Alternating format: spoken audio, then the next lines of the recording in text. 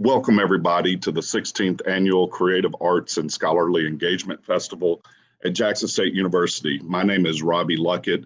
I'm Professor of History and Director of the Margaret Walker Center. We're so excited to welcome you to this year's Case Festival. The theme is Past, Present, and Future, a Legacy in Music. And we're particularly excited about this incredible opening session for this year's 2022 Case Festival. I know it's going to be absolutely wonderful. We have 2 days of remarkable events today and tomorrow, Saturday, April 9th. The full schedule of events can be found on the Margaret Walker Center website at www.jsums.edu/Margaret Walker Center. We'll make sure that we have that posted for you in the chat, and look forward to seeing you here on campus. For those of you who can attend in person, we have many wonderful student sessions and papers and visual arts and presentations that will happen here at the Margaret Walker Center and Air Hall at Jackson State, as well as in the College of Liberal Arts and the Johnson Hall Art Gallery all day tomorrow. We have a number of sessions tomorrow as well that will also be virtual, much like this program. And will be available to you. Again, if you check out our full schedule of events on our website, the links for all of those sessions are available there. I do want to thank the Mississippi Arts Commission for its support for the better part of the past decade for the Case Festival, and we're very grateful for all that the Mississippi Arts Commission does, as well as the Greater Jackson Arts Council, which has supported the Case Festival for a number of years now, and are excited about the work that they're doing here in our community in Jackson. With that said, I am going to introduce our moderator for today's session, my good friend and board member of the Margaret Walker Center, Professor Liegh McInnis. Professor McInnis. Good afternoon, Doc, and to everybody out there in digital world land. We are so happy to kick off the 2022 Jackson State University Margaret Walker Center Case Festival. We're glad that all of you guys are joining us. We have a great panel scheduled for you guys, so we're going to get right to it because y'all know my motto, as the good book says, where two or more are gathered in the name of funktivity, funky things are sure to happen. And we have some outstanding musicians and singers and songwriters, so I'm just going to get right to the list. The first person we have joining us is Miss Nellie McInnis, aka Nellie Mack, is a professional bass player who leads her own band, the Nellie Mack Project, and a gospel group, Soft Wind. She is also a freelance player for other bands and events and has opened shows and performed with numerous well-known and national acts while touring internationally. Known both for her rumble bass as well as being a supreme keeper of the groove, Nellie Mack leads workshops for gifted and physically challenged students and presents a workshop to preschoolers entitled Catch Them When They're Young. She also leads blues workshops for elementary through high school students, as well as workshops for community college and civic organizations. Ms. Mack was honored with an award by the National Committee of the Arts for her work with disabled children and has received numerous other awards and recognitions. Please give it up for Ms. Nellie McInnis, aka Nellie Mack.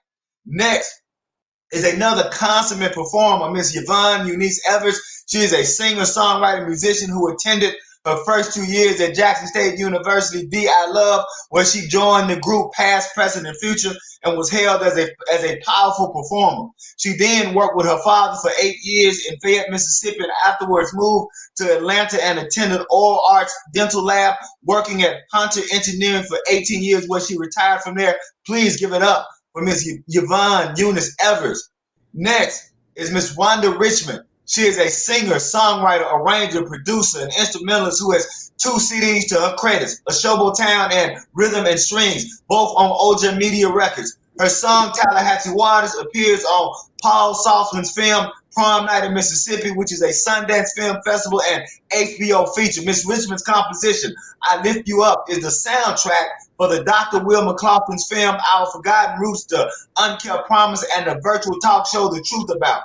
Her accomplishment as a songwriter also appears on the CD Belly of the Song, where Grammy Award-winning singer Cassandra Wilson sings Road So Clear. While a member of the Mississippi Arts roster for over a decade, Ms. Richmond was awarded 2 fellowships funded by the Mississippi Arts Commission and the National Endowment of the Arts. She's also performed extensively throughout the United States and Europe and opened for so many folks such as jazz vocalist Cassandra Wilson, jazz organist Jimmy Smith, the Yellow Jackets, and Medeski, Martin, and Wood.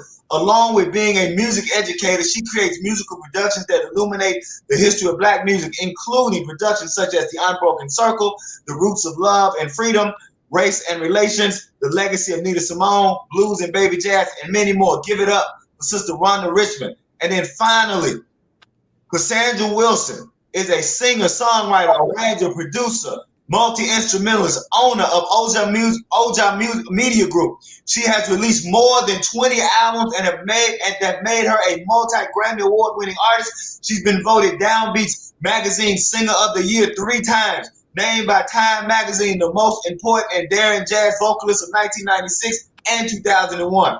Awarded a BET Soul Train Award, the Miles Davis Prize, the 1997 Mississippi Governor's Award for Excellence in the Arts, the 2009 Mississippi Governor's Award for Excellence in Music, and most recently being named a 2022 NEA Jazz Master.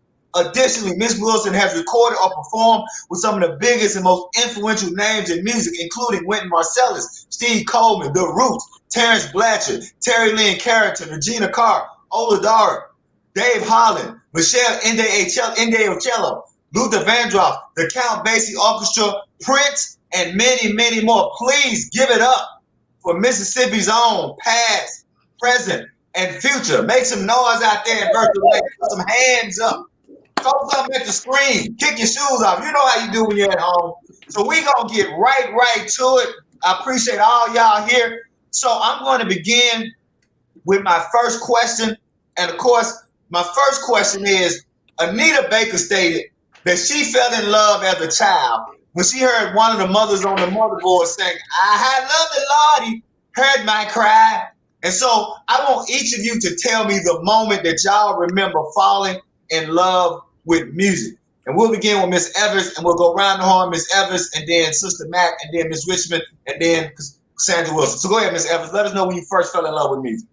Well, I first fell in love with music was a long time ago. It was just like an instant thing. Whenever you heard something and you had that beat to it, that little funky beat to you, you'd be like, oh yeah, you know, and ever since then, I always kind of like walked to that beat, you know, and it was inspiring. I couldn't, it's a feeling that when you get up in the morning, that's what you want to do. Have a little song, you sing, or you thank God for everything, you know, and then you go on. Mm-hmm. And it's an ongoing thing. It's an ongoing feeling, just like you enjoy yourself. Mm-hmm. And you can be able to be with yourself without being with anybody else. It's just you and your music and your thoughts with your music. So, and it's a blessing to be okay with yourself too. Excellent. Sister Mack, tell us that first time you remember falling in love with music. Actually, mine didn't begin as a child, being inspired by anyone singing or doing anything, because in the area I grew up in, it was always music played. You can pass by anyone's house and hear songs being played. No matter the genre of the music, it was always music in the air in the neighborhood. And I actually thought that was a part of life for everybody, to have music always playing. However, when I first fell in love with music was when I picked that bass up and I wasn't supposed to touch it. Tell the truth. There you go. Shame the devil. Come on. That's when I really fell in love with music, because of course I heard my brother's words in the back of my head saying, don't touch that instrument. Play that organ, that song I taught you. You can have that money only when you can play that organ when I get back. but don't touch that instrument. With that being said, he, Tommy Tate, and Jesse Robinson and were rushing to a gig, and he left the light on the amp. And I looked around at it after I had finished doing what I had supposed to have learned on the organ. That's my money up there. That light bothered me. Who's calling your name? It really bothered me. I kept trying not to look over there. I'll go back over the song, even though I knew I had learned what I needed to learn, but that light bothered me. So I said, well, maybe if I just go stand over there. Because that light was bothering me. And I stood there. I looked at the door. I looked back at that light that was bothering me. So I put my hand over that light, and the sound from the bass slightly came forward. So I moved my hand, I picked it up. I said, I just want to stop it from making sounds. I couldn't put it down. So now I'm standing in front of the floor mirror with the bass. I went on, put it on like I saw him do many times. And it felt so at home. Although it was heavy, it was bigger than I was almost. Then I started moving with it, and I hit the top string, and I was just really loving this feel. And the door opened. So much for my dream. There goes my nightmare. But that's when I fell in love with music as a whole. Very good. Sister Richmond?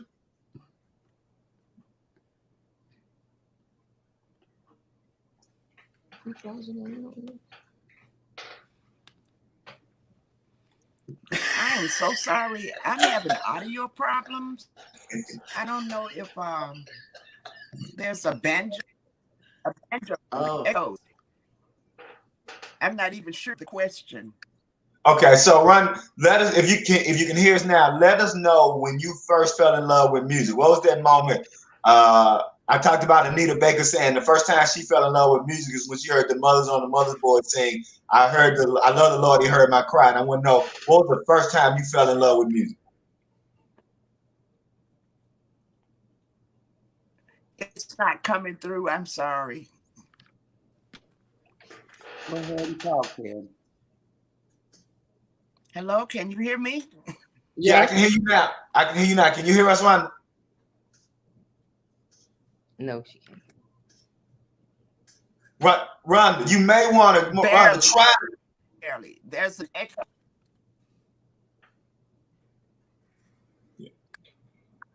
Yeah, Rhonda, can you say in the chat, or Cassandra put in the chat, the question in the chat, when did you fall in love with music?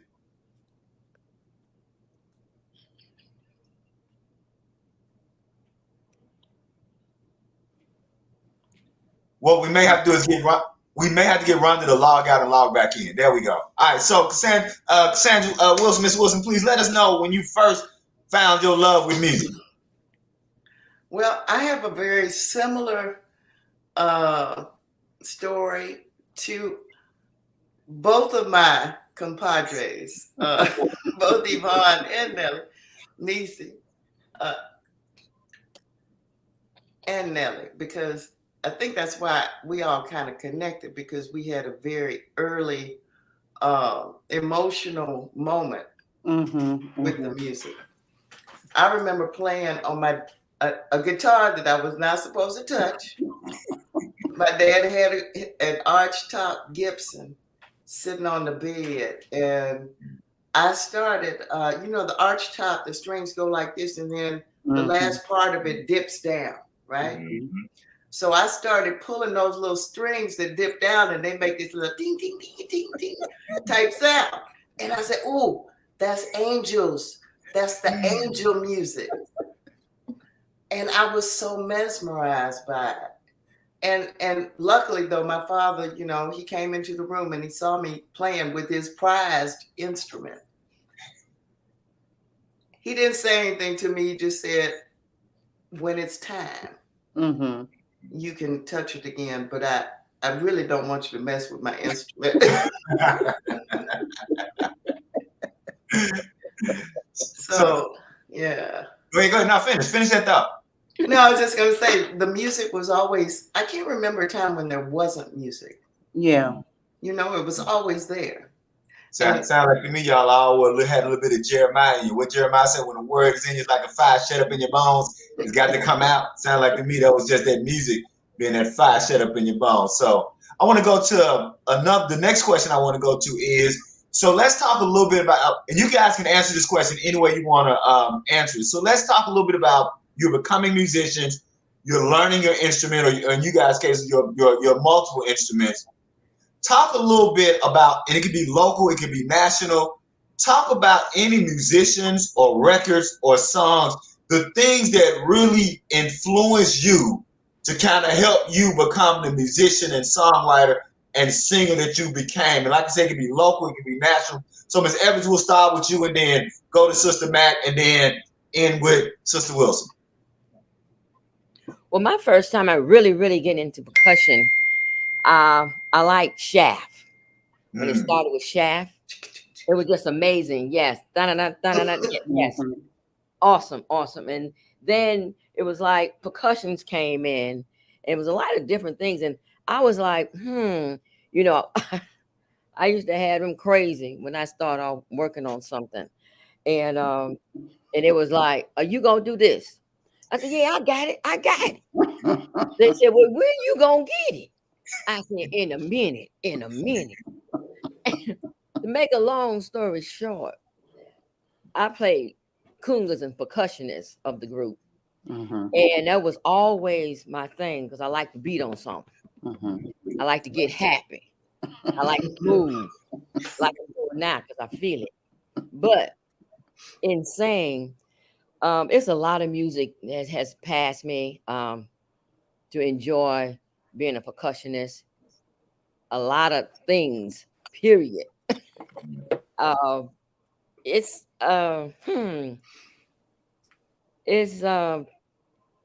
when I first started, to be honest, it was at Powell Junior High. I played a little thing on my bongos, and everybody wound up loving it. And I was like too afraid. I did behind the curtain. I played the music behind the curtain because I was wasn't good in being out in the open. I had a thing. But anyway, as I kept going and kept doing it, it made me better. And I started liking it. And people started liking me for liking it because I was getting into it. And once I got into it, that was it. It was on. We were going on top of the walls everywhere, all down on the floor, just beating, slapping, having a good time. And they said they never seen nobody just actually act like that as a woman, as a young lady. I said like that back in the day. We used to cut up, baby. Don't tell nobody. Very good. But I had a whole bag. That's why I said we got to uncover some of that. We're going to uncover that footage. So, Sister Mack, tell us who were some of those original inspirations, either records or local or national musicians that really inspired the kind of musician that you became? Well, although the list is long, not too long, but from the beginning up to certain points in my life, it was first my brother and the crew of people who he surrounded himself with. They were my influencers. And as I began to play and play with different people, one of the first bases that really caught my eye, it was many, Paul Chambers, which they call Mr. PC. I loved his feel. And from there, I was just really intrigued with Willie Weeks that played a lot with Donny Hathaway. Oh my goodness gracious, I felt him. And as I started playing with show bands across the way in the States and the Chitlin Circuit and thing, I fell in love with Larry Graham, and I was already loving on Stanley Clarke. who also won along with Cassandra, the National Endowment for the Arts. I just fell in love with these guys and their tact and how they played. It's like I felt them in my bones, you know. Yes. Very good. There are others, and I want them to know I love them too. Look at you done named the Mount Rushmore bass players already. I mean, that's good. You know, Stanley Clark, Larry Graham. I mean, you got the thumper, you got the plucker. I mean, you done worked the whole neck of the bass with that list you just gave us. I'm trying to tell a young musician something. You want to really get it, you better gather these people up in the library. That's it. All right, Sister Wilson, tell us who are those folks, either local or nationally, that really helped shape who you became? I'd have to start with the local people because when I was first born, we used to live on Lavinette Road. And that's over in Georgetown. And I remember, like it was yesterday, all the musicians coming to the house or next door. Mr. Witherspoon lived next door and Joby Martin lived down the street, right? Not Joby Martin. Yes. Yeah. Joby Martin, Lavinette Road. And I remember them playing music in the house as a little girl. And I just was amazed by it, the way that they would just hang out. It was very cool to me because, you know, they were very cool cats. And so I just used to listen to them when I could, hide in the corner and just watch them. And I remember going out to places like Stephen's Rose Room. Of course, only for dinner. But, you know, that was like a special occasion. And they had all these bands that were so active. You know, you had the Holly Brothers that were there. You had Duke Huddleston. Yes. Ivory Joe Hunter's band. Joe Dyson's band. All of these bands were playing in the region of Jackson. So, and everybody would come through Ferry Street. That's right. Right. So those are the first influencers for me. I'm so glad you mentioned Fair Street because I wanted you to get a location, the locale, so that folks can have some kind of geographic understanding. And I just got to give a shout out. You know, this is Joby Martin on your radio, coming from beautiful Fortification Road, just blasting out. So those of y'all don't know when everybody got happy when she said Joby Martin, you got to do your Jackson history. A beautiful Fortification Road, he would always say. So let's go to our next question. Tell us about Jackson, Mississippi. And you guys have a little bit already. Tell us a little bit about Jackson, Mississippi as a nurturing place for musicians and musicianship. Just any way in your own, you know, what did Jackson, Mississippi pour into you? So Ms. Evans, we'll start with you. And then, of course, Sister Mack and then Sister Wilson.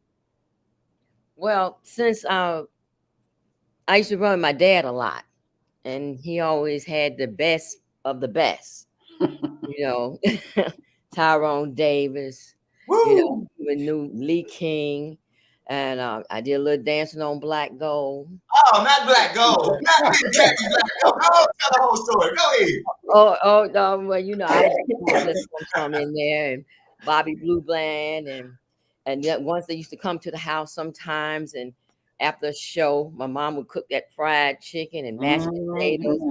Oh man, you talking about a jamming all over again. Yep. And I was just able just to be there to see how they did it. Yes. From there, that's another part of that's what you like.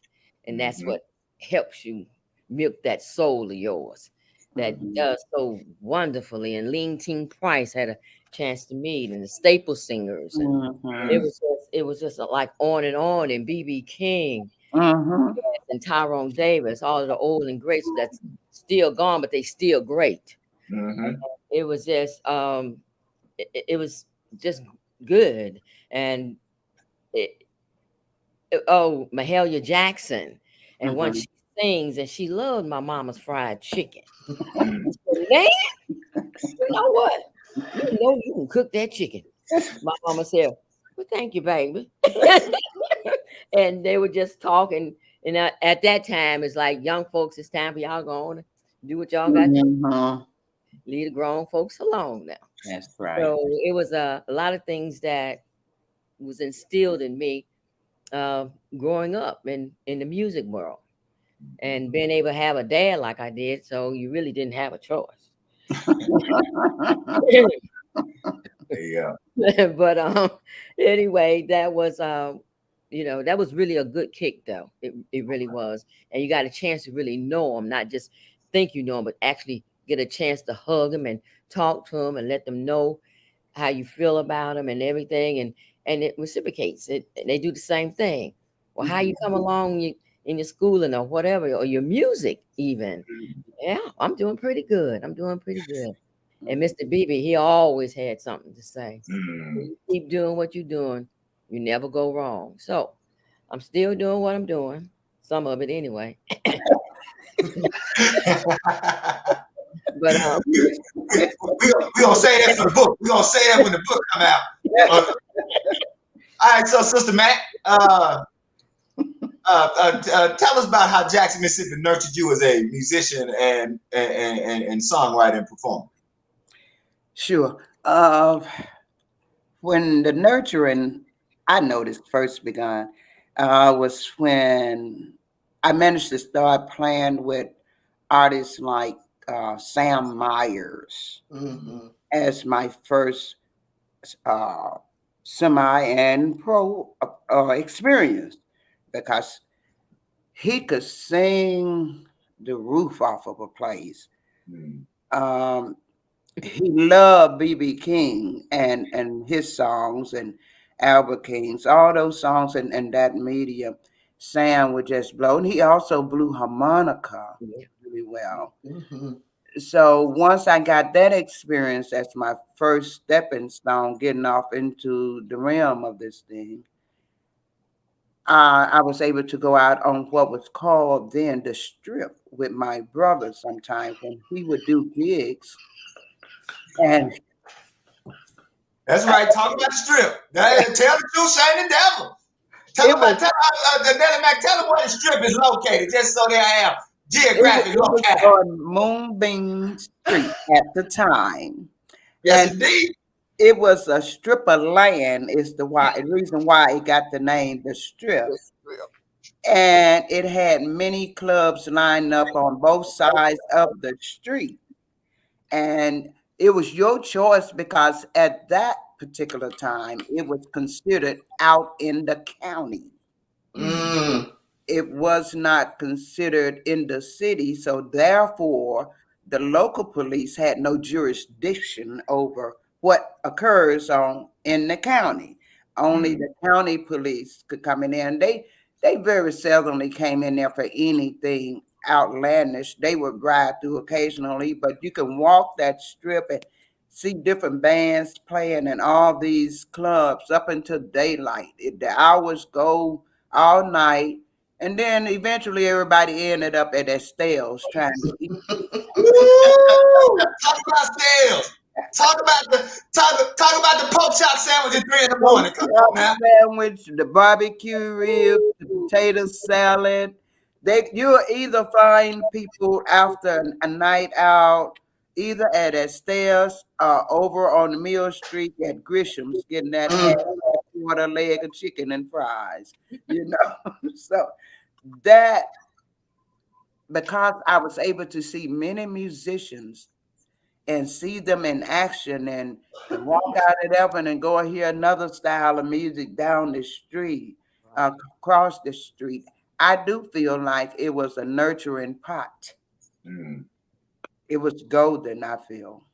Very good. And for those of y'all who don't know, also the Strip, another way to locate yourself, Sunset Street. And if you know what Sunset is, and you know what Mega Evers and 49, the Strip would have been just off of there. And I just say you had to be grown to go over there. Well, I just leave it at that.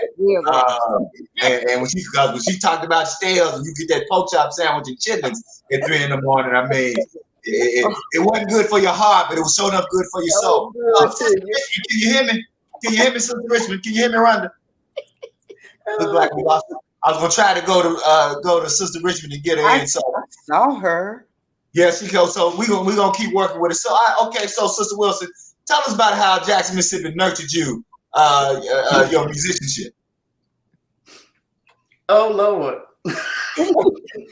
Yeah, I think everybody's kind of touched on a lot of it. Although I didn't get a chance to go out to the Strip until I'd say after high school, in between that summer, in between high school and college. I started venturing out into the Strip, and I just loved it. And I would run away to go there. Slip away. I would slip away as much as possible. Sing the song. Sing it. Because it was very vibrant. It was a very vibrant scene. And that's where people would go late at night to listen to the music. All kinds of music. No havoc, just good music. Just good music. And occasional shooting, but you know that's life. Not like today. Nothing like today. Nothing like today. Nothing at all like today. The barbecue and the music was worth getting stabbed for. Let's just be clear about that. Well, it was personal issues that were happening. It wasn't like random craziness. It was just, and so you had to learn how to conduct yourself. You had to have good manners. Will keep you from getting shot every time. There's Rhonda. Rhonda, can you hear me? Sister Richmond, can you hear me? I don't think she can hear me. I can hear you. You're going in and out, but I can hear you. Okay, so we're gonna get you caught up. Sister Richmond, two things. Can you hear me? Yeah, we can hear you. We can hear you. So what I want you to do is I'm gonna give you two questions and get you caught up. The first one is, tell me when you first fell in love with music. When you was a little girl, falling in love with music. Can you tell us about the first time you fell in love with music?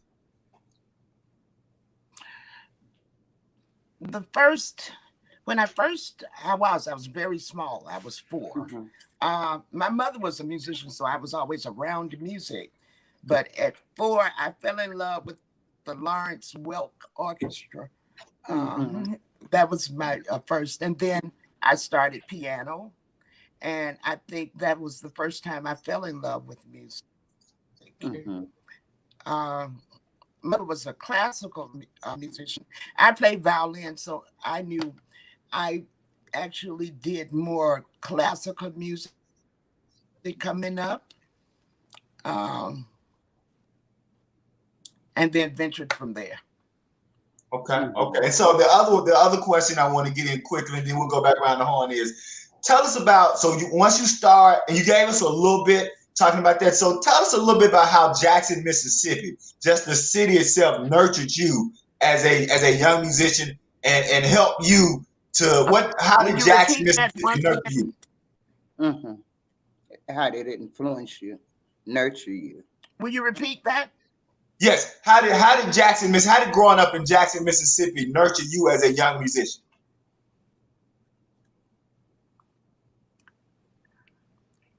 How did what?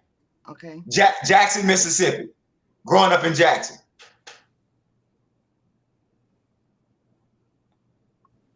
Can you send her the question? Can you send her the question? Oh, okay. So let me try that in the chat. Yeah, I can hear you pretty clearly. No, can you repeat it? Yeah. What was it? Lee? How did go ahead? Yeah. How did Jackson, Mississippi nurture or influence? Which was it? Influence you as a young person, as a young musician? I was nurtured in music by, started my parents and then public schools. I always attended the music program at Jackson State every summer. And I always did private lessons at Jackson State as well when I was in high school. But in high school, we had music program in the school systems, and I think that is where we got our nurturing from. And I played in the band and the orchestra. There you go. So the nurturing started early and it continued.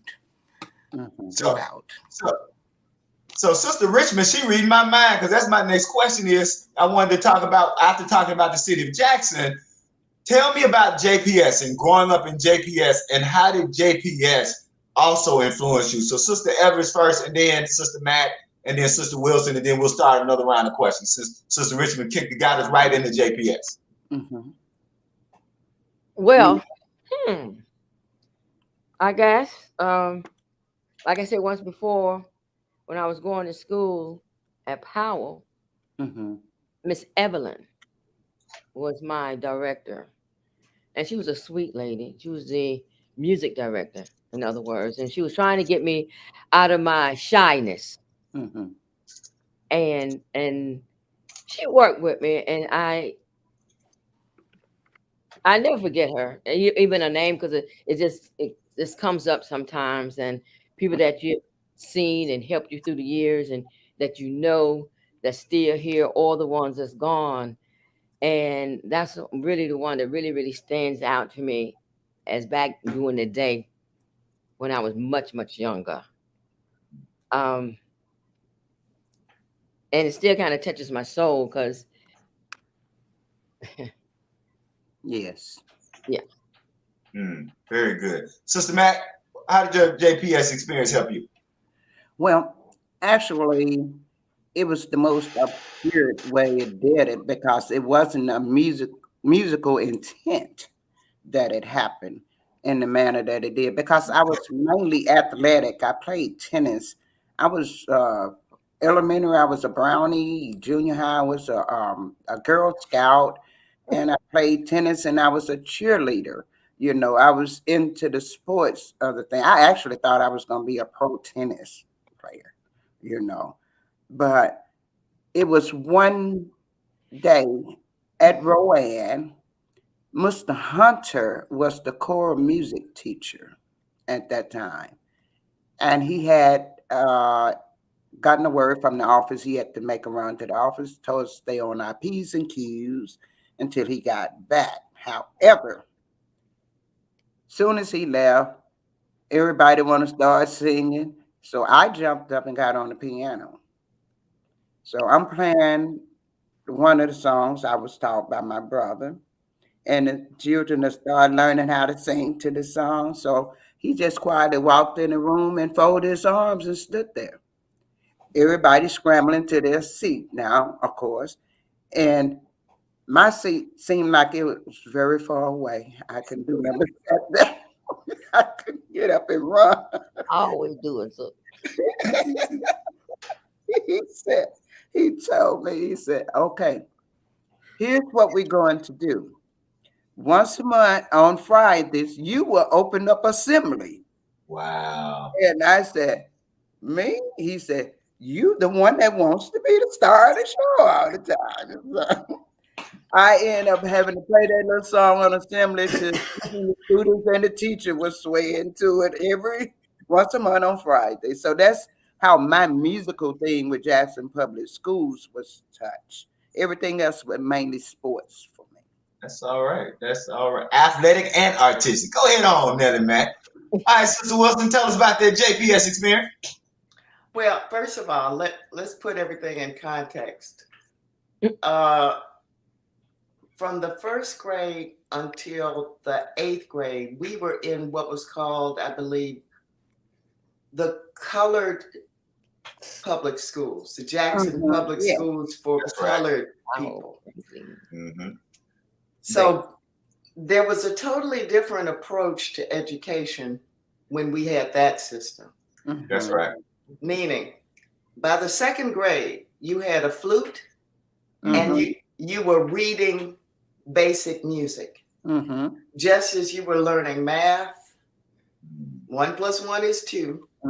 You were learning C, D, E, F, G, A, B, C. And so it was just a basic rudimentary foundation. Because we were such a tight-knit community, they understood the importance of giving us fundamentals. And then we could move forward in whatever direction we wanted to go in. But that school system really was, I think, a a lot better than it's given credit for. Yeah. So, Yes, it was. Yes. Silly, can I say something? Yeah, please go ahead. Excuse me, Sam. Thank you for bringing that forth, because that has slipped my mind. And she's correct. We did what we called it, the recorder. right, the recorder. Right. Yeah. And one of my teachers was Rhonda's mother. As a matter of fact, she was my homeroom teacher. And she was so good with us and that so I just wanted to get that in, you know. Oh, and that actually gets me to a point. I'm going to squeeze in a question because I want the next question I intended I was going to have Sister Richmond to begin kick us off about that Jackson State influence and how did being in and around Jackson State. But before I get to that, you telling me that Sister Richmond's mother was your teacher. Yes. Can each of you just talk briefly about first knowing each other, even before being in a band? What are your first memories of meeting and knowing each other? So Sister Mack, since I got you on the screen, we'll go Sister Mack, and then we'll go Sister Evers, Sister Richmond, and then Sister Wilson. Well, actually, I sort of met them all, except for Niecie, around the same time. This is the beginning, the making of Past, Present, and Future. And I had already known Niecie from being on some sets that she was on, and others she was invited on, I was playing on. So we knew each other musically. However, I didn't know San, I didn't know Rhonda, and it was only until we got the group together that I think they realized they had been in the marching band together. Because somebody said, "Aren't you that girl that played that big old instrument?" I think Sam was actually Rhonda. And Rhonda said, "Yeah, didn't you play clarinet?" This is when Past, Present, and Future began to feel each other. We only had 2 weeks to get it together. And well, I think you might want to ask us about Past, Present, and Future before I get to talking about it. Okay. Anybody else first initial memories of meeting the rest of the guys or the rest of the group? Well, that may be correct that I was recalling Rhonda, but Rhonda's parents and my parents attended Jackson State together. Mm-hmm. So there was a connection. Already. Right, there was already a connection. Mm-hmm. And we met again in the junior high school band, Powell. Mm-hmm. And Rhonda was the only girl there in the brass section. Right. I played clarinet. So, of course, everybody noticed Rhonda. Because she was brave enough to take up an instrument that none of the other girls were brave enough to do. Mm. So, this is 7th grade. I was in the 7th grade and Rhonda was in the 9th grade. She was a year ahead of herself. She was So, of course, that was a concert band, the marching band we had, because they kept us busy. We were in school in the summertime. Okay, so we had to prepare for the next season. So we had to go into the camp band in the summertime, if y'all remember that. Yeah, band camps. Yeah. So, and I don't know if Sister Richmond can hear me. So, Sister Mack, I think Sister Richmond can hear you as well. So you may want to repeat this question. Sister Richmond, can you tell us about what was it that inspired you to get into the brass when you, like, as Sister Wilson said, you were only female over there? Do you remember what inspired you to be so bold to walk over there and take you a seat over there? Okay, Rhonda, can you hear me? Rhonda, she can't hear me anymore now. Okay. So okay. So, Sister Evans, you want to add anything to that first meeting, everyone? Well, I remember Nellie coming to my house.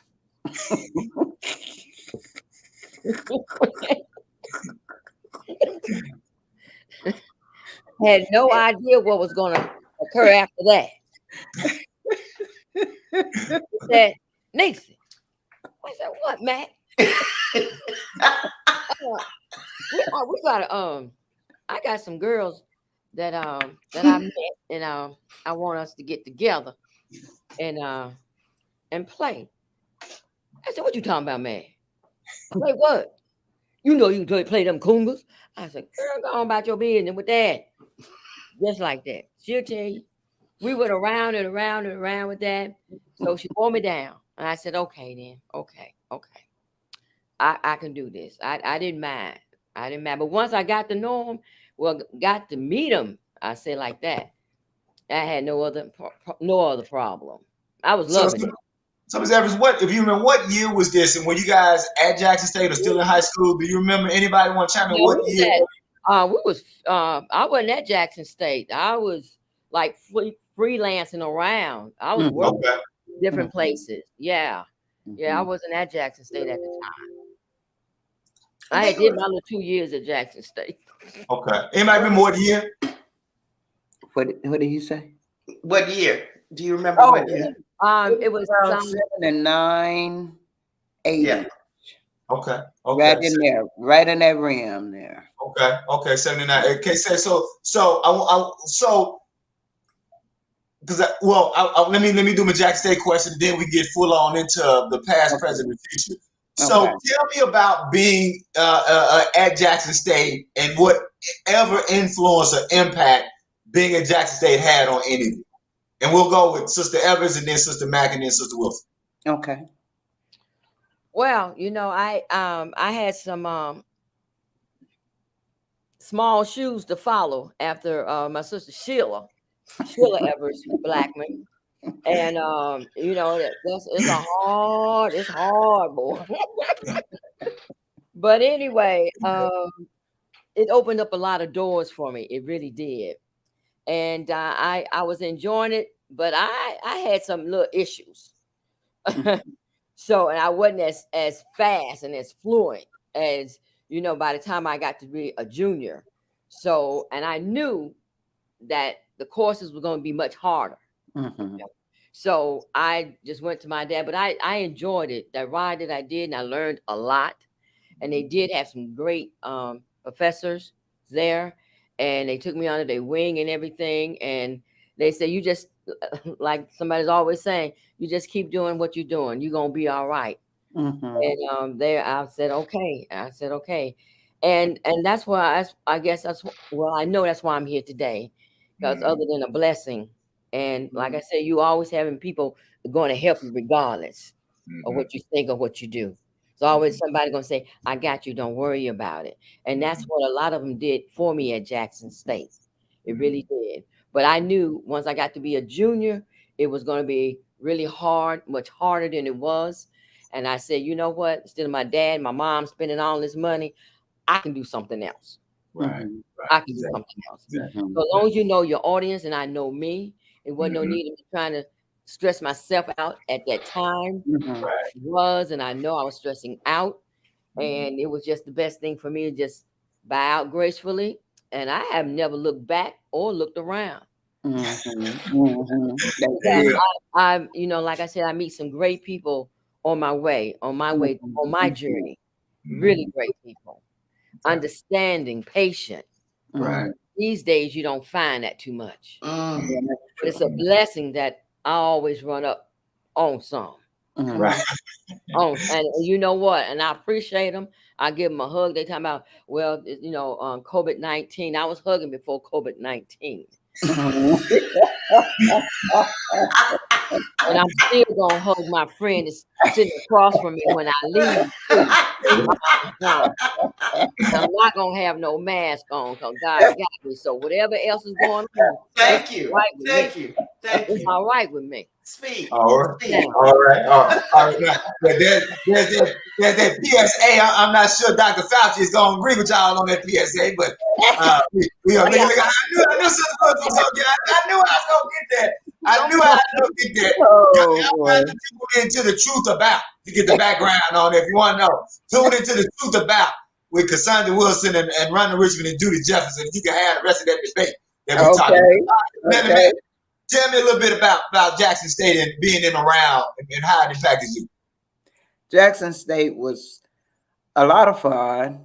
a lot of tears, a lot of staying up at night working on the things, because we had things like weekly recitals and things that we had to prepare for. However, my influences from having gone to Jackson State were Mr. J.J. Sampson, for once. He was a clarinetist, but he also taught strings. And Prof. Davis was another. Yes. Man, that man. Yes. If you didn't know it, you're going to learn it. Yeah, You know, he had a way of teaching, not just teaching, but nurturing the student as well. Also, Mr. Kermit Holly. Ooh, yes. Give it up. Yes. Give it up. Holly, yes. These were my major influences.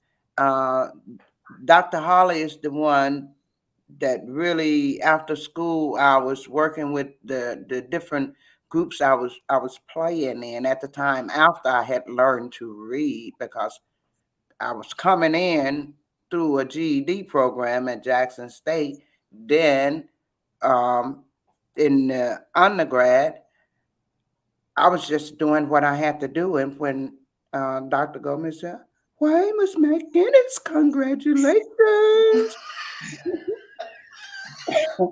I said, "Okay." And as she pranced down the hall in her elegant way, I said, "Doc?" She said, "Yes." I said, "For what?" She said, "You are so funny. You know you made the dean's list." I said, "Oh, okay." Wow. I went a little further, and with me being as inquisitive as I was, I said, "Doc?" She stopped again. She said, "Yes." I said, "Do you get paid for that?"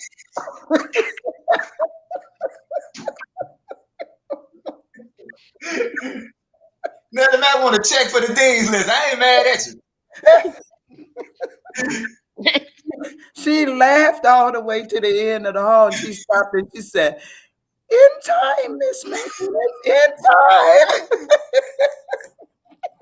There you go. In time. That's right. All that learning will pay off.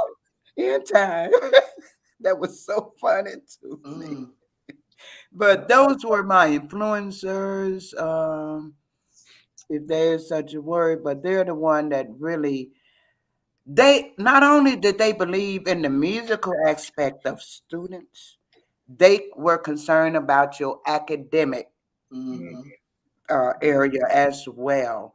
And in the music department, that was really profound. Your academics, they know you're there for music, but they want you to be able to go through life, learn things that will help and guide you through life. That's what I found to be a joy to me. Excellent. Sister Wilson, give us a little bit about that Jackson State experience and influence. Well, both of my parents graduated from Jackson College. So they were very disappointed with me when I decided to go to Millsaps College. As they should have been, but let's move on. That's what I said. I know y'all are disappointed, but let's move on. So I was at Millsaps for 2.5 years, and I really enjoyed Millsaps. Got a different kind of an education there.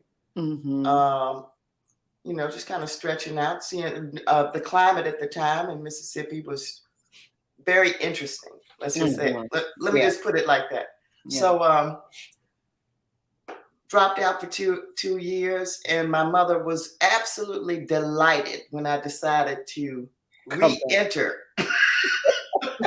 academia. Dr. Fouts was very happy that I decided to return to home and go to Jackson State University. And there were, I didn't major in music, but I had some great music teachers. I minored in music. Mr. Nathan Broomfield. Yes, I forgot him. One of the greatest theory teachers, music theory teachers I've ever known. Just amazing. And that I hung out more Didn't I hung out more at the music department than the mass communications department, which is what my major was. I was so terribly kind of sad when you told me, well, you know, I'm a mass communication man. I just looked at you. It's like everything inside me musically fell. She said, what you doing over here all the time? Doing over here all the time. I don't know. I just want to be over here. Let's not forget to mention Dr. Robinson. Yes. Dr. Robinson. Yes. Thank you. Thank you, Sister Wilson.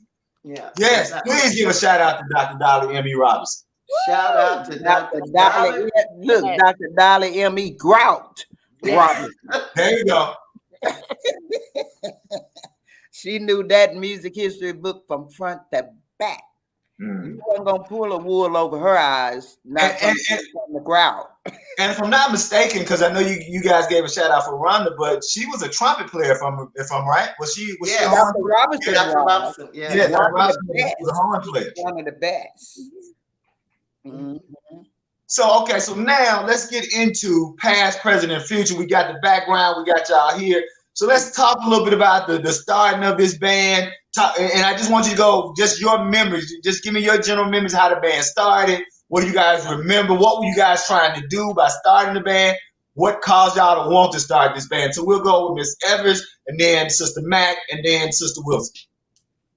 Okay, the reason why we kind of started it was McInnis first. She came to me. Like I said earlier, that she had some friends that wanted to start a band. But they didn't tell me it was just we had to be through in 2 weeks. They didn't tell me all that. See, it's all right though. I got them though. I got them. But anyway, that's how McInnis and I went to Rhonda and my other little friend Sam. She made us stop. That's all. But I ain't mad. But anyway, don't y'all start. Not here. Not in this forum. It's all good. Y'all ought to come over after this and we'll hash it on out. Yeah. Look, they gonna say they're not ready for TV version when they get home. That's right. Look, I'm sitting here. I'm putting it out now. Look here, I'm gonna put this out now. What we need is a past, present, and future book, and we need a past, present, and future movie. Because you guys are revolutionary. I mean, because I was gonna say this till a little bit long, because I still want you guys to talk about putting together past, present, and future. But you know, you have to understand, you guys come in, and you know, you got bands like Show Enough and Wind Chimes and Freedom. I mean, people don't really know what a powerhouse jazz funk. They know about the blues tradition of Mississippi.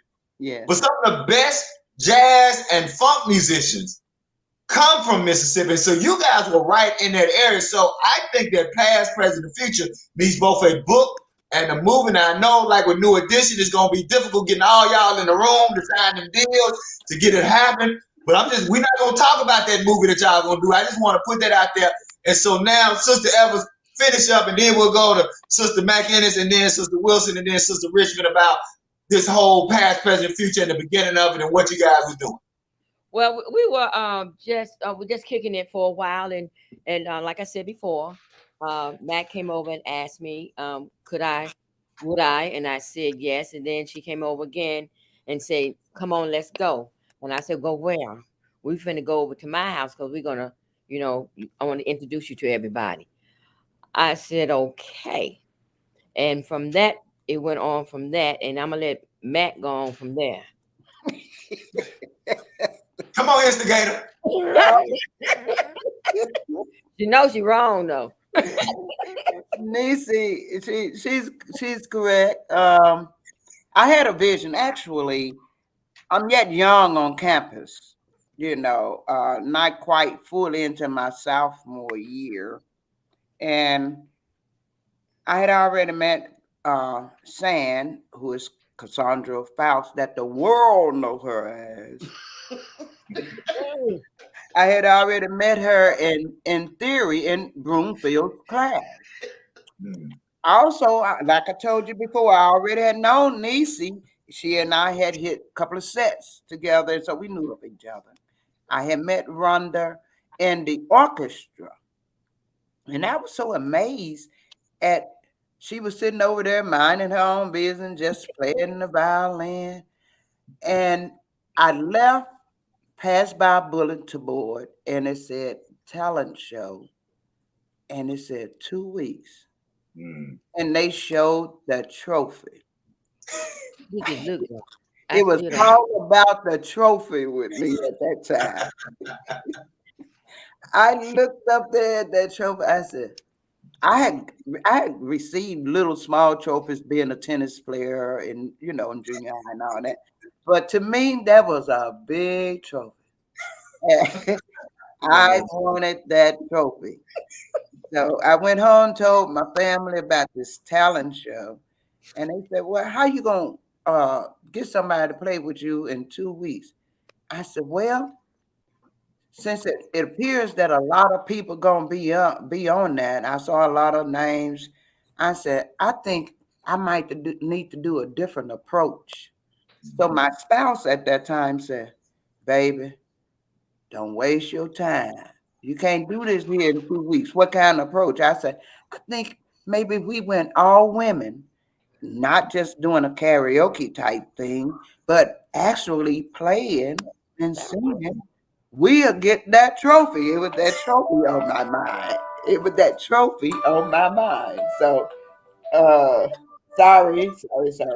That's supposed to have been off. But all of a sudden, everybody I was telling this little proverb of mine to was not in agreement with me that it could work, and especially in 2 weeks. First of all, you don't even know who you have, where you gonna find them. They may not feel like this. Their parents may not want them in the group. It was all these questions coming at me. But once I had that vision, I knew it could work. So I went back to I talked to Niecie. She said, "Oh, here you go again with your excursions and stuff." I said, "This is gonna work, Niecie." She said, "Okay, Matt, call me when you ready. If you got them." I said, "Okay." I ran into Sand in music theory. She sat like diagonal behind me. So we always ended up doing a little lunch in the short period of time we knew each other, or just sitting outside laughing at stuff. So I thought about it. I said, let me ask this lady around here. I said, "Sister, we're waiting on Mr. Broomfield to come in." I said, "Do you play an instrument?" She said, "Not really." Yes, I said, "What do you mean, not really? Either you play it or you don't." So now, mind you, I'm naive. I'm not knowing that she already singing on the side with major musicians in the city around the way. I don't know about this side of her, so I'm trying to pick for questions. I said, "Well, what you doing over here if you don't play no instrument or nothing?" And she said, "Well, actually, I'm a mass communication major, and everything fell out of me." I said, "Well, look, I know my time is running out." I said, "Look, can you sing just a little bit?" She said, "A little bit." I said, "Even if you have to pantomime something, just a little bit. That's all I need, somebody to sing a little bit." And everything I would say or ask, she just laughed. She said, "Well, what you need it for?" I said, "Well, it's this talent show in 2 weeks. And I'm trying to get this girls group to go in there and get that trophy." She said, "So you trying to get a girls group together to go in somewhere and get a trophy? And what you gonna do with it?" I said, "It's gonna be mine. I'm gonna keep." She said, "How do you know, first of all, you can get this group together? How do you know you're gonna win?" I said, All I know, if I get this group together, we're gonna win. There you go. She said, who do you have? I said, well, right now I have a friend named Niecie, Yvonne Evers. You know her? She said, mm-mm. I said, you got to know her. Her father is the mayor of Fayette, and her brother's Meg Evers. She said, oh, I know. Girl, you know I already knew who Niecie was. I said, look, she Stop said, it. I know the family. I know the family. I said, okay, I cool. lived around the corner from Mr. Medgar Evers. You think I don't know the Evers family? Look, she said, I know that family. I said, okay. So Niecie is she gonna play congas. She said, who else? I said, well, I don't have no one else. I said, but it's a chick in the orchestra. And boy, she can pull that oboe and stuff. I said, I think she'll be a good candidate. She said, so you really don't have nobody? I said, not really. But, if you can sing a little bit. And she said, I don't know if she brought the guitar up there and later on she brought it forth. But she said, well, when all this supposed to happen? I said, can you meet at my house at 5 o'clock? She said, but you haven't even talked to the other person. I said, if y'all come, I'm finna go work on her. So I talked to Rhonda. She told me she was used to playing classical music and she had never done that on that instrument before. I said, it's just one song. She said, one song. I said, yeah, just play along. She said, for what now? I said, to play in a talent show in 2 weeks. She said, now when? I said, in 2 weeks. She said, who else is in it? I said, Niecie Evers, Cassandra folks. Anyway, I forgot her last name, but she was my music class. Wait, okay, first of all, let me tell you 2 things that are wrong with your story. Go ahead. Uh-oh, tell it. You getting all crisscrossed about who knew who when. Well, maybe y'all did know each other. This is the way I was thinking when I was trying to get the members in the And group. how can you not know what my last name is when you got pieces of my dad's instruments In my and house. equipment in your house today? We talking 30, 40 years ago. I said, what's her name? Oh, I can't remember right now, but and then later on, Junior always called your dad at folks. That's Yes. because they knew each other. Right. They always called them folks, you know. Mhm. Very few of them called him his real name, Fowles, you know. That's like Cassandra and Cassandra. That's how I remember folks. So we get So- that. So I said, So well, what I'm hearing is Nellie Mack was the oldest of the group. That's what I'm hearing. And she was now Ron is No, the Rhonda. oldest.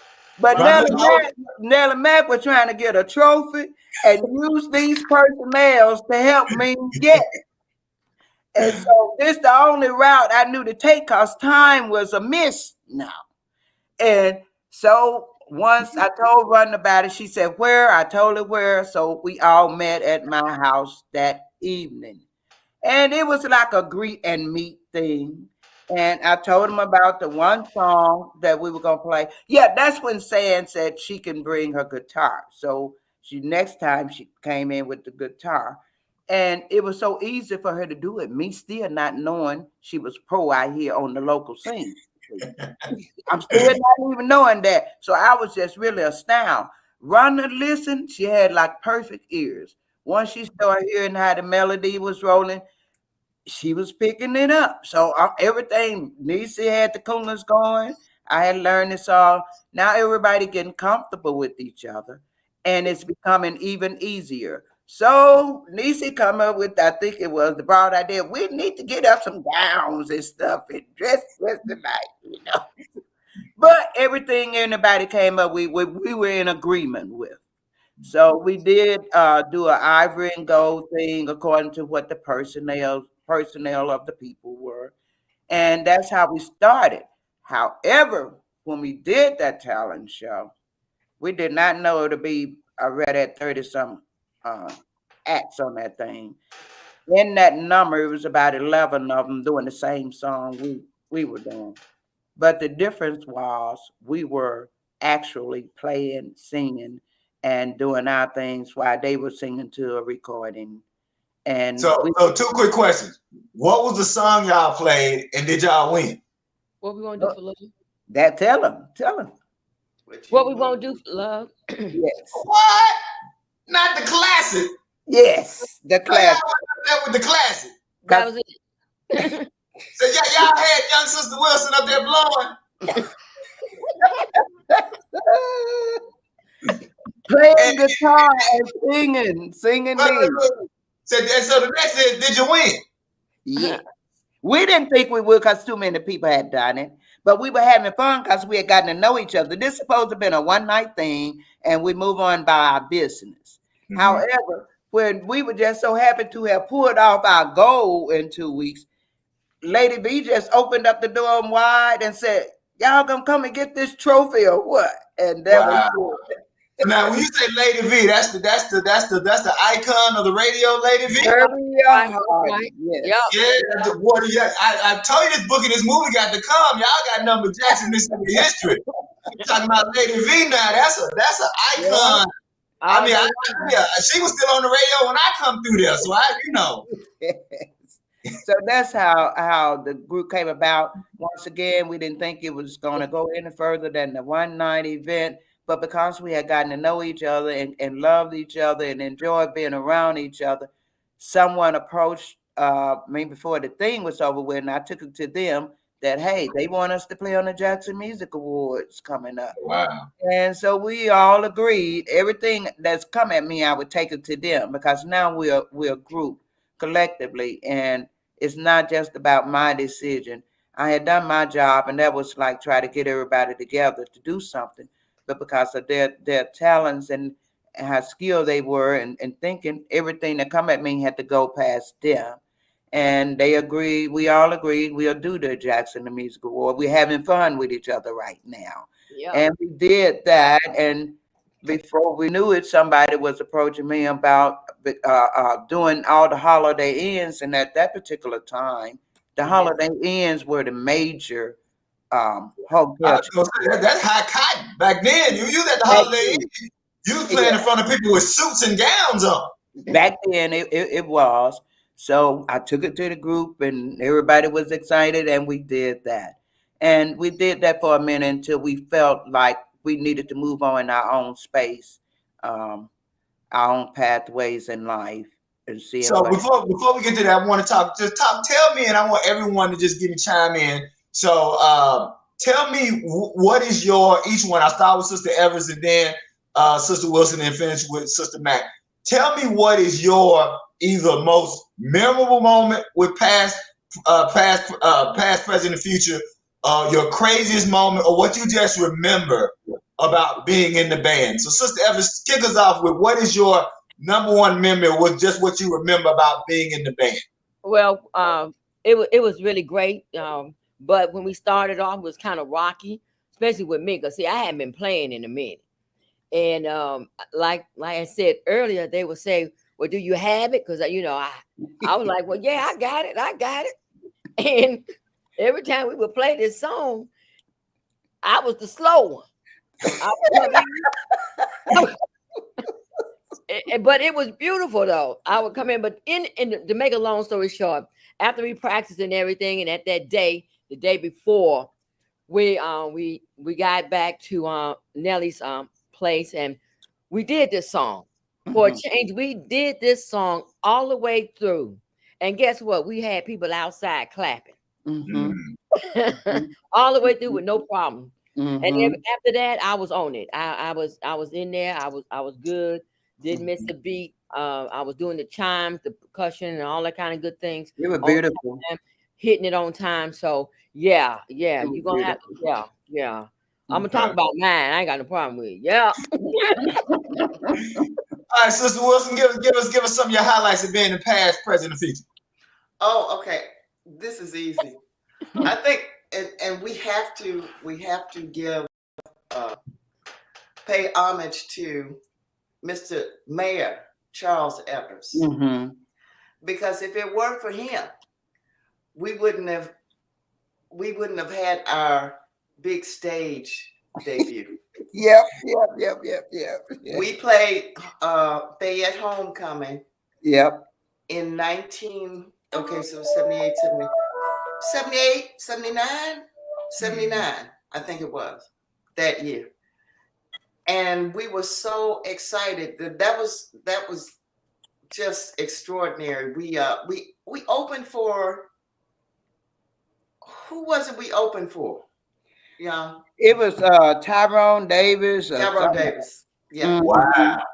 I mean, it was acts all over, but that was one of the major ones we opened for. Oh, I mean, at that time, Tyrone Davis was an international superstar. Yes. Yeah. Really big. Really big. The program was basically. Yeah. Fayette was buzzing. The homecoming event was the event To be in at. Mississippi. Yep. Period. Yeah. It was just so exciting to be there. It was huge crowds. And it was a first professional Get for past, present, and future. It was. Yeah, it was our first big gig. Yes. And we had a great time. And then back in that time, now we were the only ladies out there doing that, though. Yes. That was good. Really.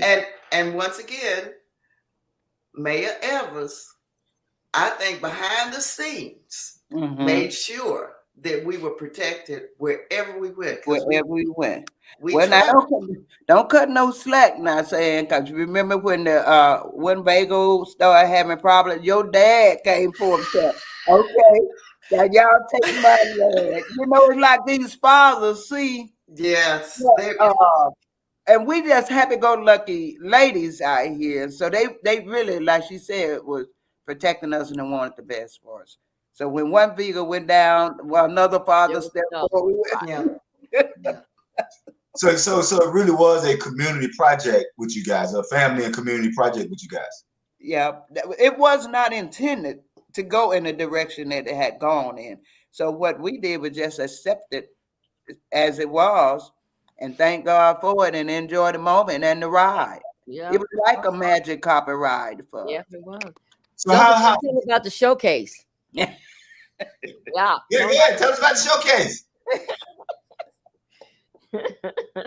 Tell them. No, Niecie, you got the real. No, you go ahead on and tell them. After being in Memphis and had to drive all the way back. Tell them. Yeah, so you guys had a showcase for a record company? Well, we had gotten signed up. It was a lady wanted to sign us up. That's what it was. Y'all excuse me for a moment. I have to go check on my my black eyed peas. That's all right. Just don't it might be They might be point. Go ahead, Ms. Evans. Sister Evans, tell us about the showcase for the record signing. McInnis? I can't hardly remember that part, Niecie. Talk to me. Okay, the showcase that was on off of, what was that? Off of 55. What they call it? That little street. What's that? Frontage. Yes, Frontage Road. Okay. Like, it was a place where, and it's still there. The building is still there. It was it's like a duplex. It had wood and had big glass windows, and they were tinted. And that's where we had our showcase right there. What the lady say? What was her name? Shirley Sally. She was white though. You remember then? You talking about Tina Clark? Tina Clark, yeah. She went on to become Vesta's manager and producer. But see, she wanted to take us, and we didn't want. We weren't ready for that right then. Yeah, she's the one that had booked us in the Holiday Inn. Yeah, Holiday Inn. Every Friday and Saturday evenings. We were at a different Holiday Inn. It was in Memphis. Okay. So were you guys eventually thinking about wanting to be signed as a group? I know you guys saying you weren't ready for that, but before that came along, I know it was supposed to be a one-shot deal.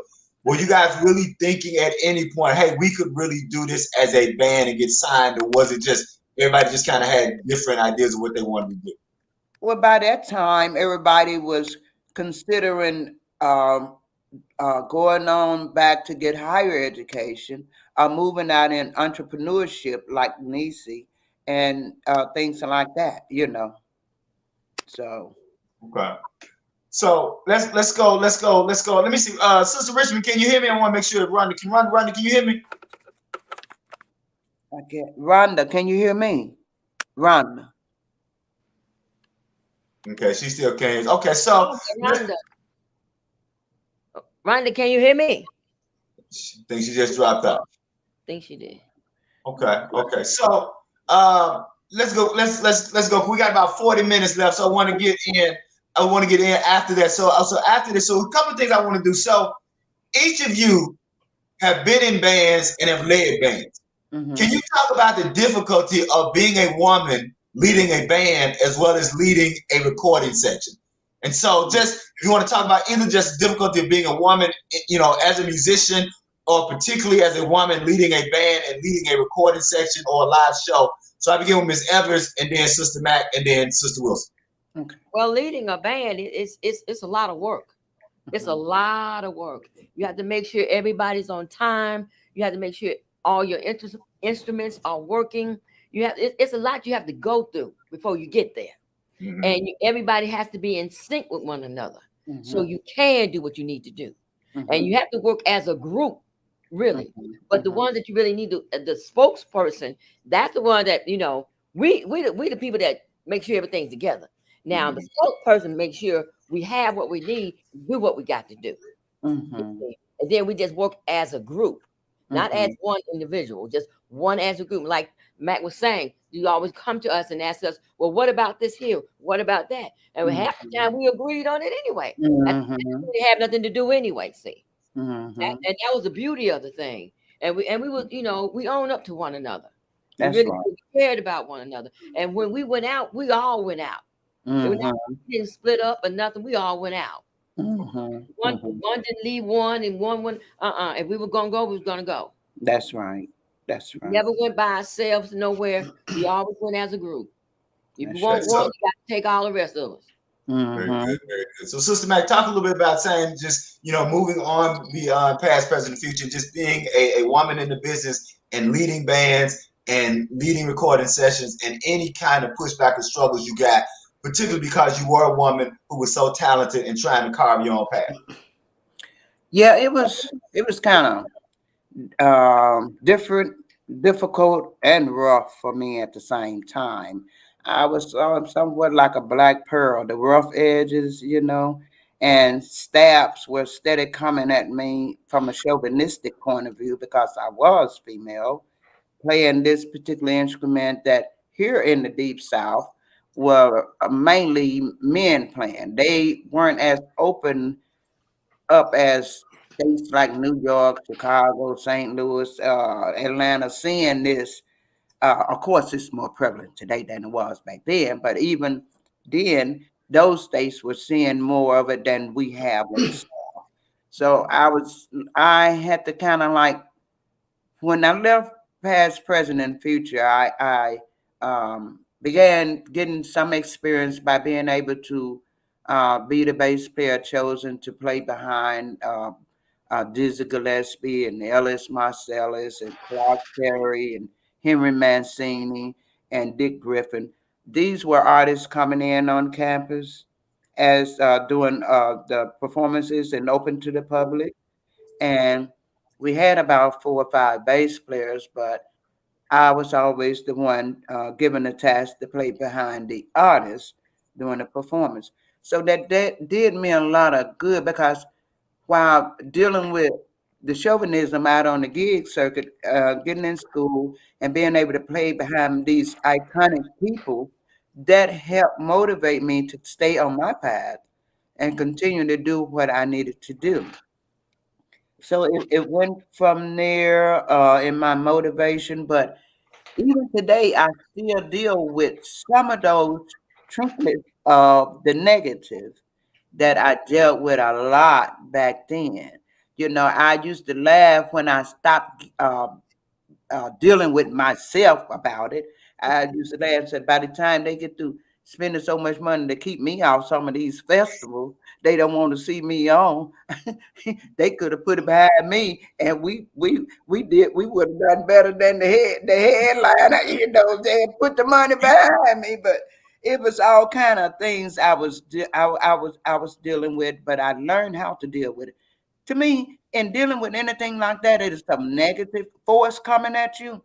You really got to have a lot of God.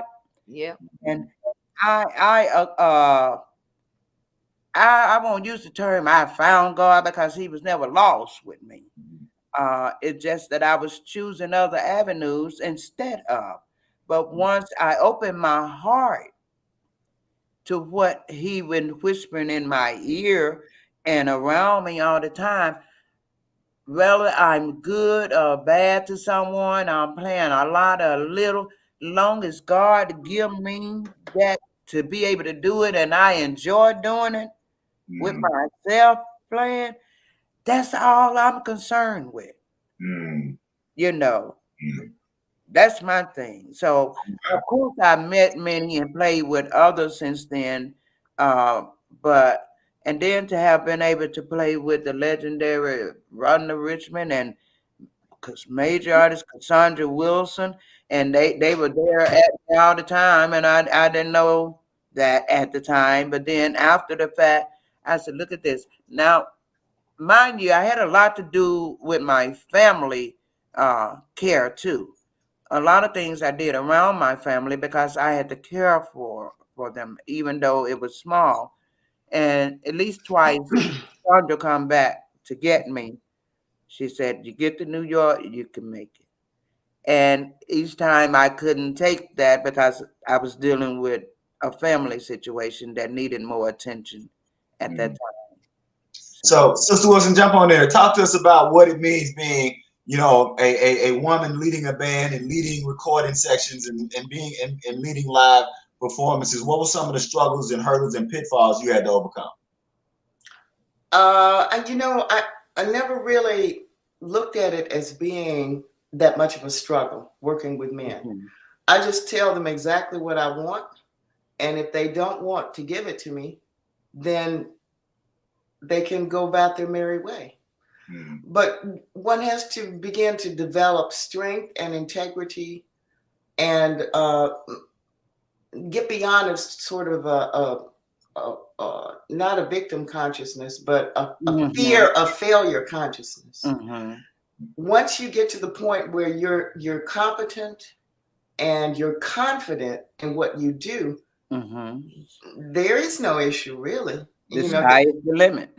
The sky's the limit. And I just never really lingered too long in those kinds of situations where I would feel that someone didn't like me because I'm of my gender or the color of my skin.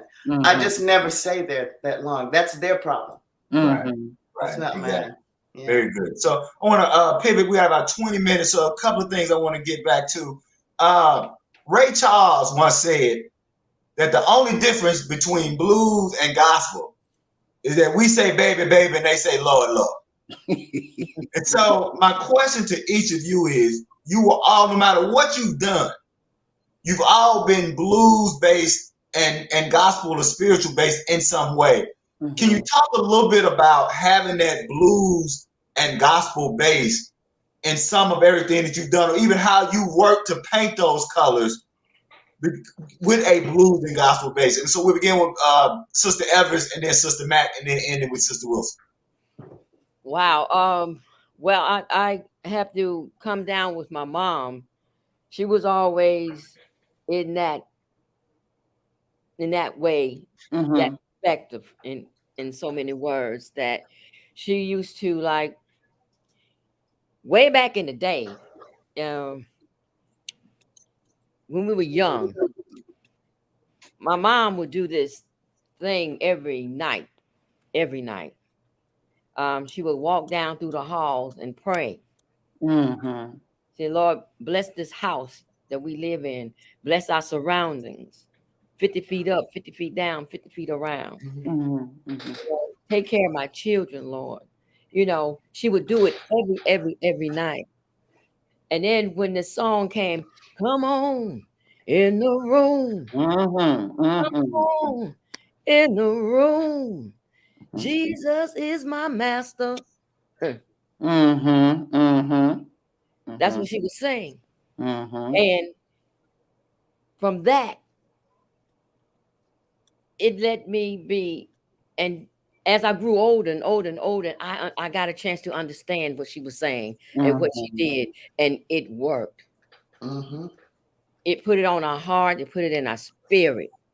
And my mom always said, my children will never go to bed mad at one another. Never. So what you got to do is go in the room, knock on the door, and say, "Can I come in?" And that person behind that door is going to open the door, so you can come in and get that hug. Amen. Be able to say, "I apologize and I love you." After we do all that, okay, it's time to go to bed. But in the morning, it's totally different. You got a smile on your face. Whatever else is going on is obsolete. Because you know your house is good, your family is good, and whatever you get ready to go out there 2 or 4, you ready. So, Sister Mack, talk to us a little bit about that, about always maintaining that blues and gospel base and everything that you did. Yeah, because once again, it reverts back to where I grew up, and in that cul-de-sac where we were living, it was always, we had this male quartet person, and his members would come over at least 2 or 3 times a week in the evening after work.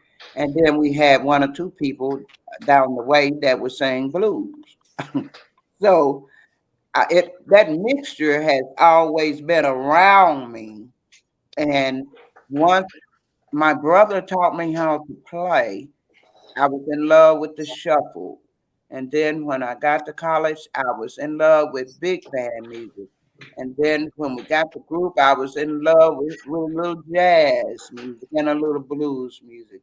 And then as I progressed on into the groups, I moved into funk and groove and pop and R&B. Then I come right back to what my brother started me with. Out of going through classic and jazz and all that, I come right back to blues bound. So I love all the genres of music. I love playing all of different songs, but growing up, it was blues and gospel. And today I play blues, jazz, and gospel in church when I'm not out of town. And I play blues and the gospel where my gigs are. Blues and some jazz. And some of my groups I have now. I have 3 groups, I think. I have one gospel group, Nellie Mack and Soft Wind. And that's the Nellie Mack Project, the Nellie Mack Quartet, the Nellie Mack Trio, and the Duet. So I'm playing something with one or the other of those type music with one or the other group all the time. Sister Wilson, talk to us about always kind of being anchored in that gospel and blues soil. Okay, let's see. Where do I begin? Yeah, well, that's what we breathe here. We eat it, we drink it. It's a part of our blood. You know, I can't remember a time when there weren't people around me who were in the spirit. Everybody had a relationship with the Creator. Even when you sinned. That's right. That's right. Because, you know, we all do sin. Hello. But everybody understood the importance of always reaching towards that cord that connects you with the Creator. Always reaching for that cord. And I do mean cord. Sometimes it's a musical cord. You know, and sometimes it symbolizes a physical or a spiritual connection to your Creator. I agree. So I've been blessed to grow up in Jackson, Mississippi. I love my community and I love the spirituality of it.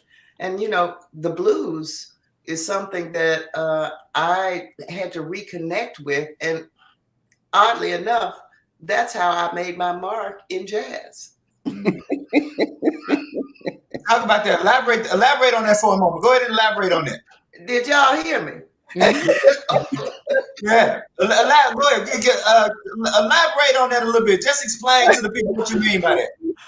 Well, when I first went up to New York City, the thing was, you know, to be a hip bebopper, you know, in that world, always playing very heavy solos. And I decided to go in another direction. I started when you leave home, you remember a lot more.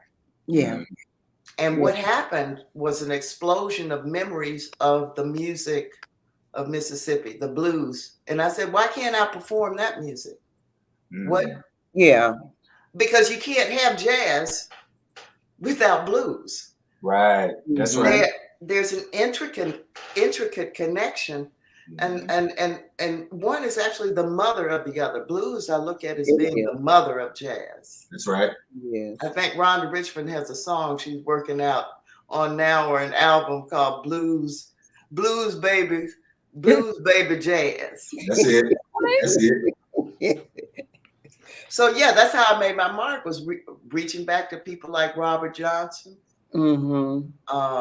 reinterpreting his music, and even going so far as to do country music. Hank Williams.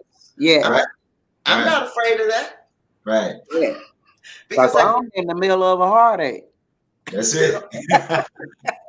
That's right. What is this? It's crying time again. Is that what I heard? It's crying time again.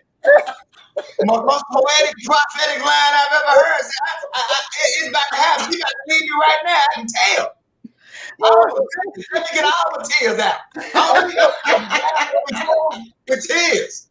All right, so quickly, we short. So I want to see, Sister Richmond, can you hear me? Rhonda, can you hear me?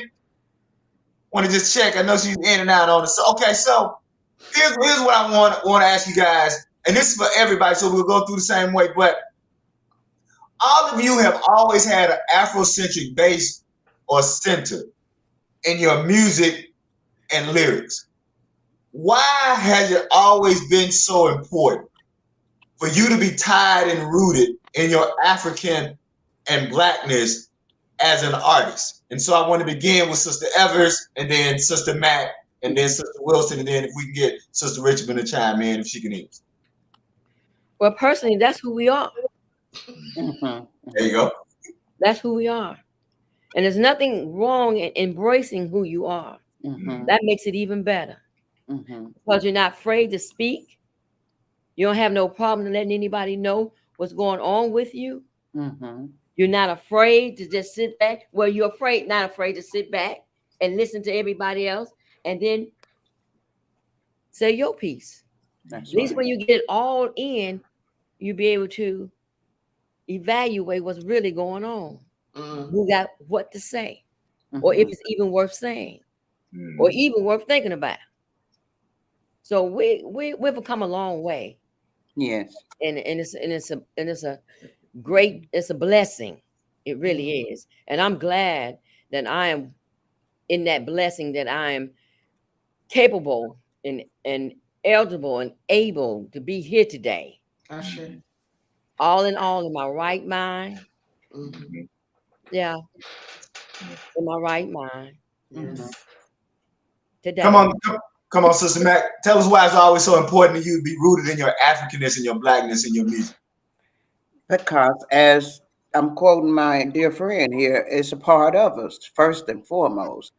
And with me and the bass, I like having to have a person. It's just like having a personal relationship with God. I also have a personal relationship with my instrument, and me feeling them and feeling each note I play, I feel with my body. I'm known as a mover. Yes, you are. Yes, you are. You know, and it's not pretentious, nor is it intended to be, but I can't help but feel it. I know. If it's one note, I'm gonna have to wiggle me some of it. I just love the feel that I derive at playing the music, and I know it comes from an ancestral type thing because I can see my ancestors jumping and waving their hands and fingers and moving to the rhythmic tones and the beat. It was spiritual for them. Well, I guess it's spiritual for me because I feel it. I actually feel it. Very good, Sister Mack. Sister Wilson, come on, tell us about that being rooted in your Africanness and Blackness all up and through your music and lyrics. It has been a joy all of my life to go deeper and deeper into into the origins. Yes. And well, you know, the path has been interesting. The study of the culture and the study of the origins of this music. We did come together in America as African Americans to create a very unique genre, a very unique. It's bigger than a genre. It's it really is, isn't it? It's the foundation of American popular music, right? But there is a predecessor to it, and we understand that it's the drums that bring us from one continent to the other. Yes. And it's the voice. So everything begins to be reimagined and remembered, as Toni Morrison would say. There you go. And we do it the best way we can with the instruments that we have available to us. And we also do it with an understanding there's another part of us. There's Native American influences. There's that Irish thing that we have happening. And then we begin to create something that the world experiences and appreciates and imitates. Right. At the same time. There we go. There we go. So we got about 8 minutes left. And so what I want to do in these last 8 minutes is, because I wanted to thoroughly go through your background, get us up to past, present, and future, the influential monumental band, and then into your lives after. Because again, I'm not joking when I say we need a past, present, and future book. We need a past, present, and future movie. Because, you know, I saw some people talk about the pearls of wisdom and the celebration of this city and this state that all of you are, you know, nowadays the young folks talk about putting a city or a state on your back. Nobody has put the city of Jackson and the state of Mississippi on their back like you four women. And so that is for us why we need that book and that movie, because the ground that you guys create and the community. So what I want to do is leave these last 7 minutes. I'm going to go Sister Evers, Sister Mack, and Sister Wilson. And I just want you guys to say whatever it is you want to say about your time in music and the people who raised you and how that culminates in things that you want people to know. So Sister Evers, and then Sister Mack, and then Sister Wilson, and then we'll see how much time we had to close it out. Time in music is just always been there. And as I grew older, it's like it has manifested in my soul, my bones, especially the gospel, because it just reached out to you. Sometimes you're feeling so low and so down, and you can hear a certain song of a gospel record, and it hits you right there, and you can't do nothing but close your eyes and start crying. And that's that movement that you get. It's the feeling that you get. And I am so glad I was able to be with these women when I got a chance, and when I was there. I enjoyed y'all. I love y'all still, always will. Part of the family, my family. So, and I've grown a whole lot in feelings, in other words, a whole lot. And sometimes it doesn't get in your way. It just make you feel like knowing that you're human. That's You right. are, things happen, That's and the best thing to do is pray over it and get over it. Don't That's let it. it That's manifest. it. That's it. Let it go. Mm. And since I've been basically here by myself, my mom passed, my dad passed, so it's pretty much I'm kind of like on my own, but I'm not. That's right. But I'm not.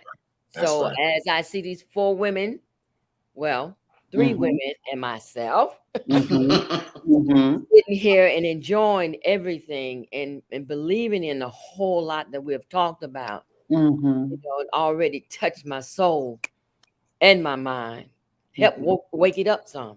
So that so much that I've gathered that I didn't miss, you know, because you can get lost in things and you can't get out of it. That's true.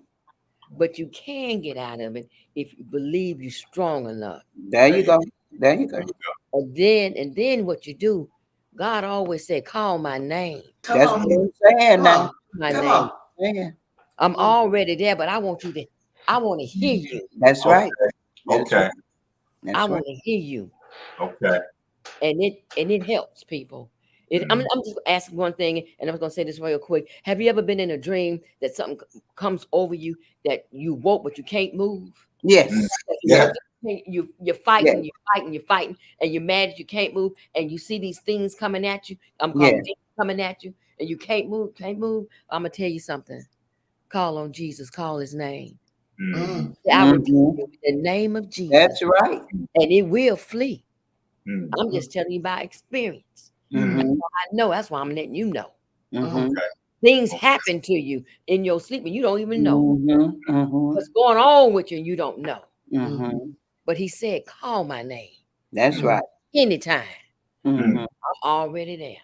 Okay. That's all I got to say. Okay. Sister Mack, give us some final words about your life in music and your community and everything that you want people to know and just what you want to express with the peoples.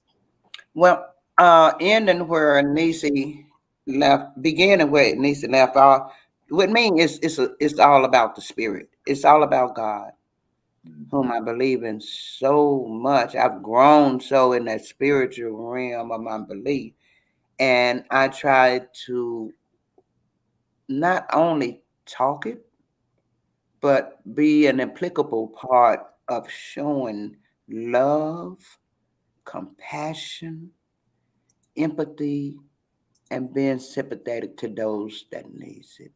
These things I've worked so hard on and still am, because it's never completion of it. You have to continue to evolve in those things to, for it to help somebody else. So, with me, it's not about status quo.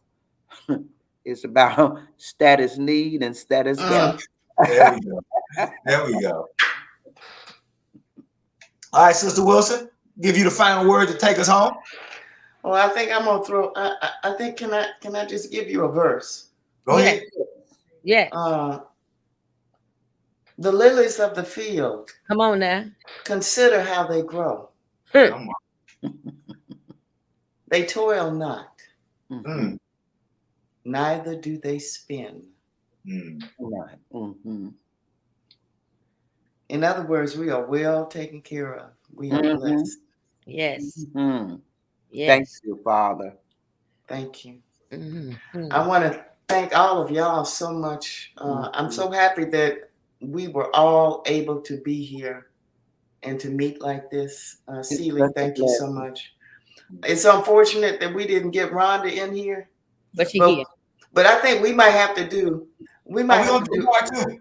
We're gonna do a part 2 and a part 3 because I'm working on that movie. I'm telling you now.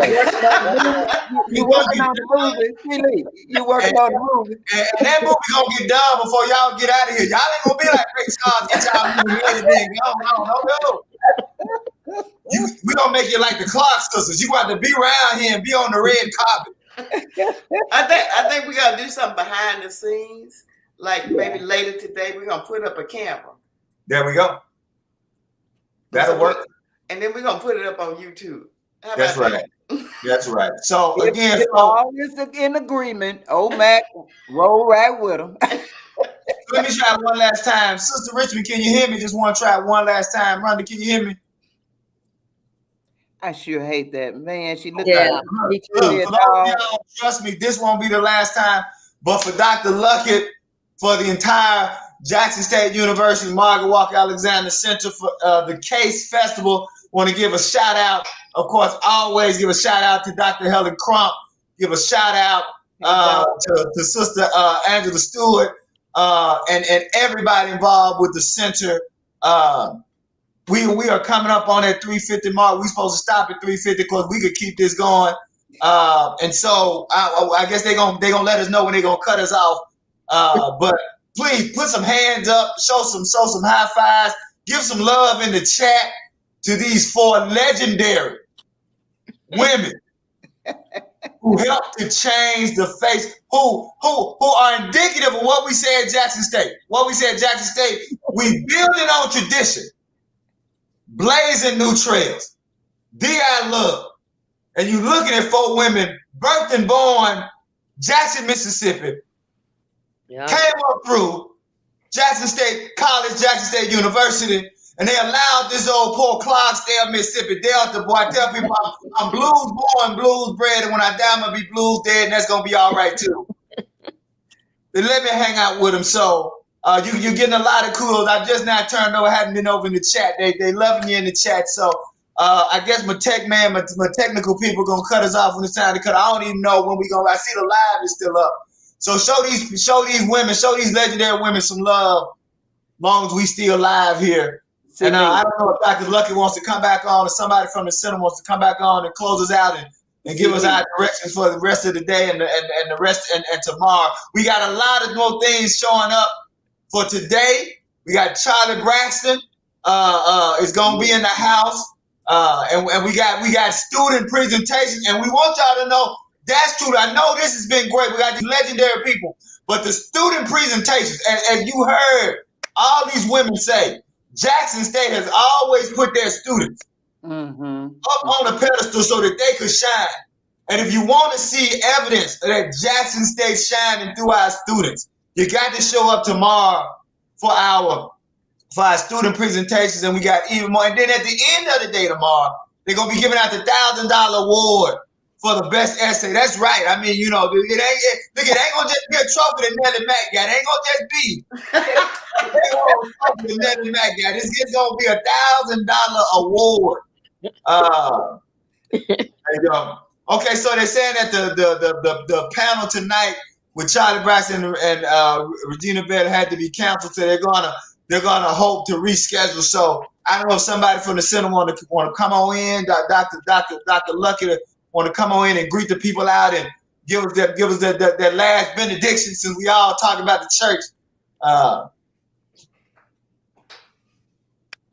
Silly. Do they just want to? Yes.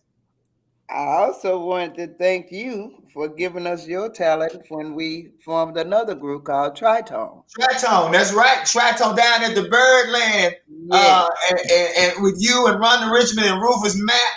And Ezra Brown, That's right. And you were so good. And look at and the only thing I say about Tritone and being down at the Birdland is that was the first place I'd ever been in my life that if people didn't like your poem, they put their gun on top of the table. I was like, oh, what is my goodness? They telling poem I'd never seen that before. There was a young lady there. I don't know if you remember my first night, Sister Mack. There was a sister up there.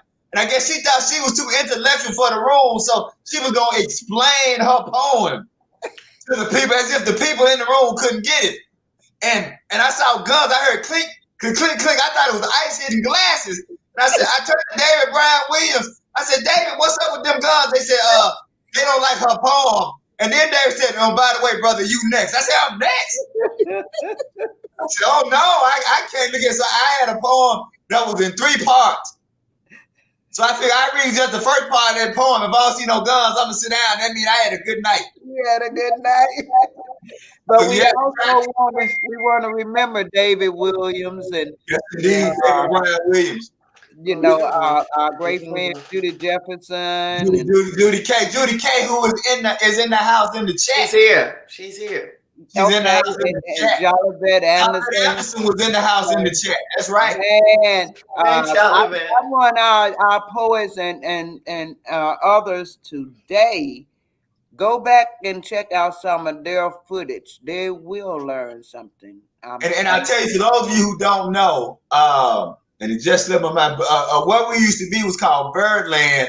It's now called, why is it slipping my mind?